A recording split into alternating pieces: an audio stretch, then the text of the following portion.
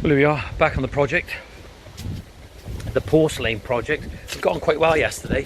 It just takes a little bit more time. Let's have a look now. Yeah, looking good. One of the questions I got asked yesterday was that they had, somebody said on the account that water was still holding on one end, not on my product, on one of the jobs that they were doing, but as you can see the water does hold on the one side, and that's just water tension, and it will go, and you can see it's all holding on one side there because the porcelain isn't exactly flat. It's a little bit higher in the middle. That's how it's made. Okay, but we've got a fall on there, we've got a good turn of a bubble on here, so there's not puddles of water holding on there. See, nothing at all. It's just that last little bit where with sandstone it just gets absorbed. But you can see on there it does hold on one side. How much fall you should put on there? Well, you don't want to be putting too much because it'll look silly. There's a good turn of a bubble on there. Here we are, this is the actual cut now. This is what we're going to cut to, and that's done on a radius. You can see it's pretty good. Okay, and that's done from that pin there with a steel tape, so we don't lose any distance at all, and it's regular and not irregular. So we're going to cut now and you'll be able to see what that turns out like. There you are, there's the cutting. You can see that's coming up nice, and there's no fragmentation on the edge of the slab whatsoever either. And it does get a bit hot, but you just got to slow up and stop, but it's getting done quite fast. Well, here we are, back on the project. Oh, nearly fell. This blade is the hard enduro. There was a little symbol on there, and it was saying no water, wasn't it? Yeah. There was an arrow for no water. But what we found was the blade was heating up. You could see it getting red, and I thought that maybe I had to put it through a binding block to get the binding in between the blade out, and but it wasn't. We run it with a little bit of water just to test it, and you can see how good those cuts are. Look at that. There is no fragmenting along there whatsoever. Nice, neat, clean cut.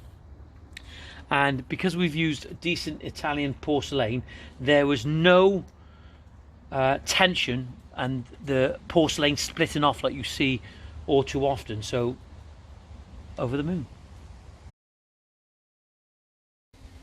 Well, here we are this morning. Easy prime. There you go, easy prime from Aspects. There he is, just to let you have a look, just be familiar. There's the Aspects name, Easy Prime. They're the people that do the easy joint products.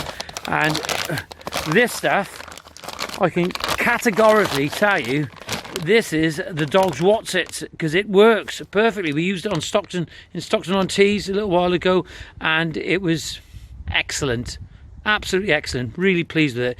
So we're going to be using this morning on our porcelain, for natural stone and porcelain. Well, I'm not going to mess around.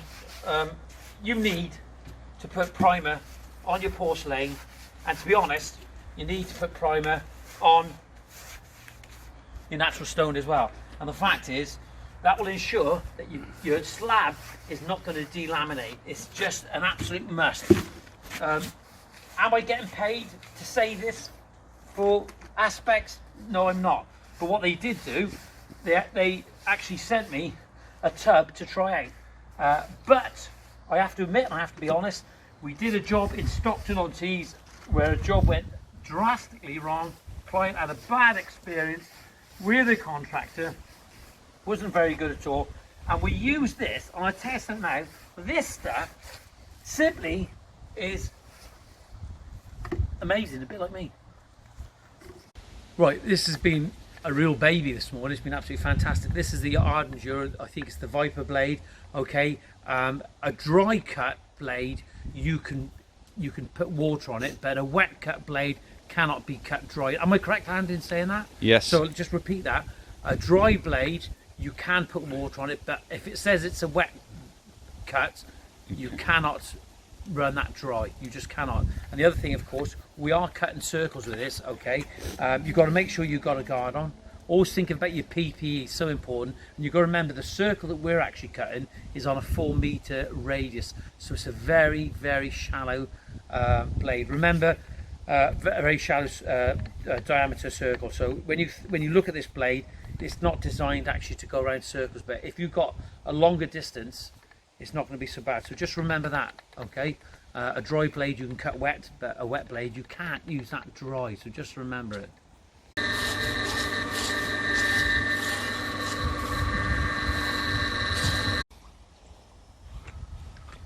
There you are, we've given this a good clean. You can see the bubbles there, the water heading in the right direction there.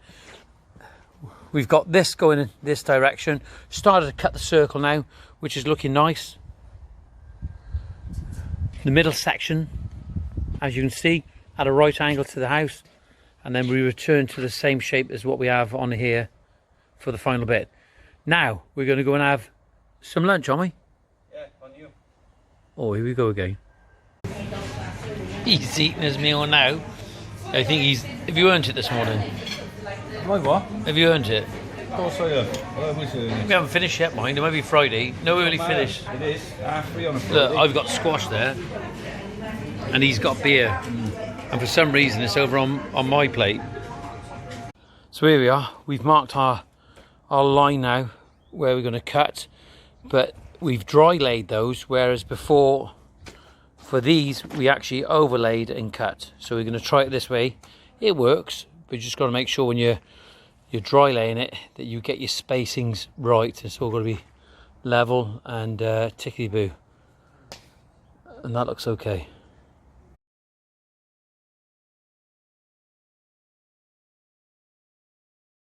Here we are. It is a recap.